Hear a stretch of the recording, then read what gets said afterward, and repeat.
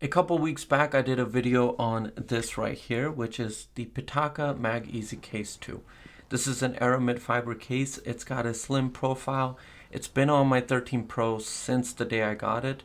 But see, this is for the daredevils out there because it's got openings at the bottom, the top, the sides for your buttons. So if you drop your iPhone, yeah, you're really leaving it up to chance. For those of you that don't want to leave things to chance and you'd rather have that peace of mind, this right here is the Pitaka Magez Case Pro.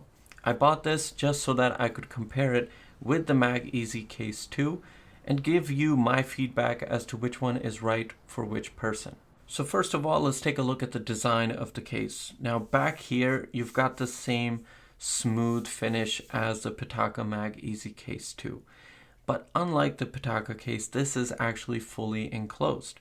The only openings on this case are for, of course, your lightning port. You've got the cutouts for the speakers. Then you've also got a cutout, which is easy to access for your mute and ringer switch. Now, one thing I didn't like is the buttons. The buttons are covered and they're nice and clicky. But the only downside to the actual buttons is that they have a gap. So there's an opening, and this for me, it was a big drawback. With this being open, it's just easier access for dust to make its way into your case, and I personally don't like that.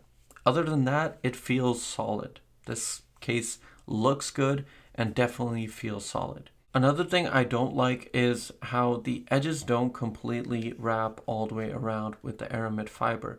You've got this TPU material which basically completes off the edges. The Magez Case 2 just has a much cleaner look in terms of that. Now speaking of the edges are raised. They're raised more than they are on the Magez Case 2. So if you're putting this on a tabletop or anything upside down, it's not going to do anything. It's not going to hurt your phone in any way. Now speaking of raised edges, you've also got a nice raised edge around the camera module, so you're going to be good to go in terms of that. I also like this unique pattern that they have of the actual ring that surrounds the camera. That just looks different. Like that was one of the first things I noticed when I took the case out of the box and I put it on my iPhone. I really liked the unique style around the camera.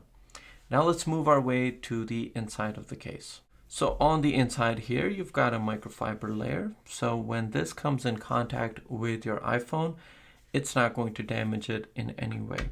You've also got the Pitaka logo, and then you've got MagSafe. So any accessories that you have, you've got an Apple Wallet here, they're going to snap on.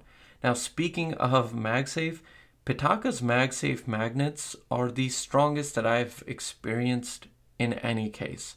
Seriously, they hold on to everything really, really well. So I really like that about their cases. I experienced that with the thin Magez Case 2, and same goes here. The MagSafe magnets, awesome. Now last but not least, I want to talk about whether or not the Pitaka Magez Case Pro is going to be the right one for you. You see, what's nice about Pitaka is they've got a bunch of variants of their aramid fiber cases. These look awesome, all of them do. You start off with the Air case, which is the thinnest of the bunch. But the downside for me with that one is the fact that it doesn't have MagSafe. I like my MagSafe accessories and I want to be able to use them without making any changes to the case itself. So that one is a no-go for me whatsoever. Then you have the Magez Case 2, which is still slim, has the openings, but it includes MagSafe. So if you have your MagSafe accessories, you're going to be good to go. But the downside to this one for a lot of people can be the fact that it really exposes your iPhone. And if you drop your iPhone, you're leaving things to chance. And if you don't want to do that, that's where the Magez Case Pro comes in. This one is awesome. It's a solid, sturdy case. And my only gripe with it was the fact that the buttons have those openings for dust. And the other thing is that for me personally, it is on the thicker end as a case overall. I like cases to be in between, like being too slim and too thick. I like them to have a happy medium. For me, like the Apple leather case, that thickness is probably perfect for me.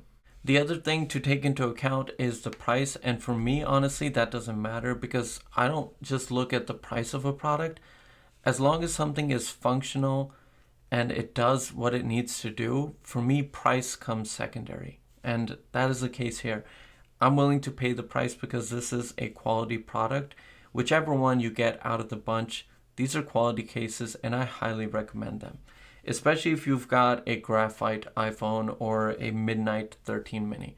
I have it on my 13 mini as well, and I have it here, but I'm going to stick with the Mag Easy Case 2 just because of the slimmer profile. With that said, thank you so much for your time. I really appreciate you being here. If you enjoyed the video, please do give it a thumbs up. Comment down below with any questions that you might have or anything that you'd like to say. And most importantly, take care of yourself, and I will see you in the next video.